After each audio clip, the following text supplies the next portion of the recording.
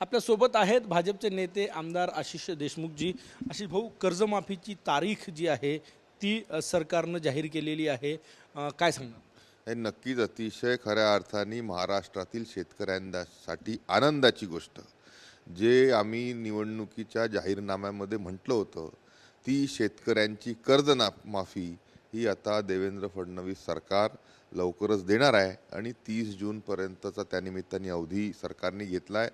नक्कीच यावर्षी झालेली पूर परिस्थिती पाहता आणि त्याच्यामध्ये आजपर्यंतचं सगळ्यात मोठं पॅकेज 32,000 कोटी रुपयाचं नुकसान भरपाईचं पॅकेज सरकारने दिलं आहे आणि म्हणून पहिले ते शेतकऱ्यांच्या खात्यावर येणाऱ्या 15-20 दिवसामध्येच मिळणार आहेत.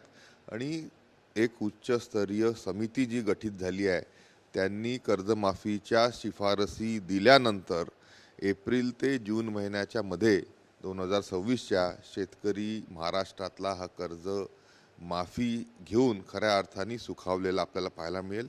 याच पद्धतीने पहिली जी कारकीर्द सन्मान्य देवेंद्रजींची होती तेव्हा 2016-17मध्ये देखील अतिशय चांगली अशी कर्जमाफी झाली होती.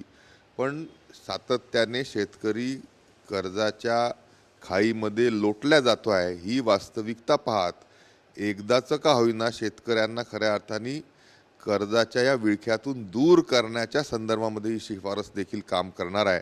आणि नक्कीच विदर्भातील, मराठवाड्यातील किंवा विशेष करून कापूस उत्पादक शेतकरी, सोयाबीन उत्पादक शेतकरी जो अडचणीत येतो त्याला कर्जमाफ आता महायुतीचं, भारतीय जनता पार्टीचं सन्मान्य देवेंद्रजी फडणवीसांचं सरकार नक्कीच केल्याशिवाय राहणार नाही. गेल्या काही दिवसात ग्रामीण आमदारांची मागणी होती, जे ग्रामीण भागातून निवडून जातात भाजपचे आमदार, महायुतीचे आमदार, त्यांची ही मागणी होती कारण की नापिकीमुळे शेतकऱ्यांचा रोषही होता. आता दिलासा मिळाला असं वाटतं की मुख्यमंत्र्यांनीच तारीख सांगितली. नाही बघा, सन्मान्य मोदीजींनी चालू केलेली किसान सन्मान निधी असेल त्यामध्ये भरीव अशी राज्य सरकारकडून असे दोन्ही मिळून 12,000 रुपयाचं वर्षाला शेतकऱ्यांच्या खात्यामध्ये थेट जाणारी किसान सन्मान निधी, शेतकऱ्याच्या कुटुंबामध्ये आमच्या लाडक्या बहिणींसाठी 1500 रुपयाप्रमाणे होणारी महिन्याची मदत, प्रत्येक शेतकऱ्याला त्याच्या इलेक्ट्रिक पंपाचं बिल हे माफ त्या निमित्ताने झालं आहे.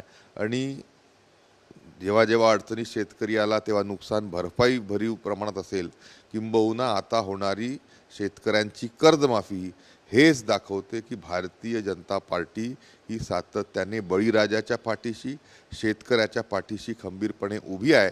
एवढंच नव्हे, आता जो माल शेतकऱ्यांचा निघणार आहे त्यासाठी सरकारी केंद्र हे हमी भावाने सर्व उत्पादनं घेण्यासाठी चालू होत आहेत.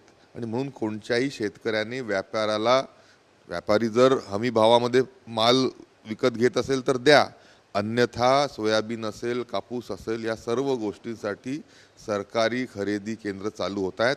त्यामध्ये शेतकऱ्यांना हमीभाव देखील सरकार देणार आहे.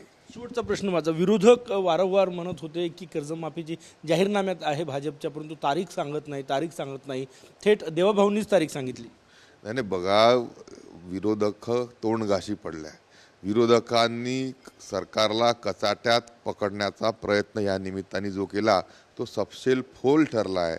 आणि म्हणून ज्यांना शेती संबंधामध्ये काहीही समजत नाही, जे फक्त मातोश्रीपुरते असलेलं एक व्यक्ती आहे, त्यांनी शेतकऱ्यांच्या संदर्भामध्ये न बोललेलं बरं.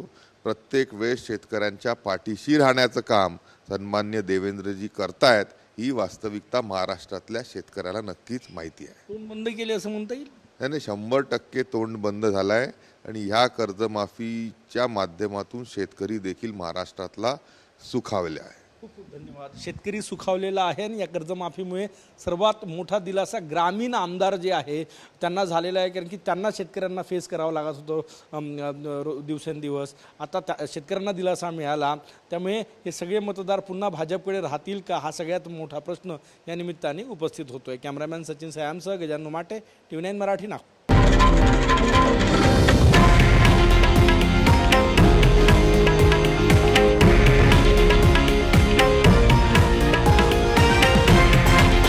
हे आहे देशातील नंबर 1 न्यूज नेटवर्क आणि आपण पाहत आहात TV9 मराठी, एकमेव.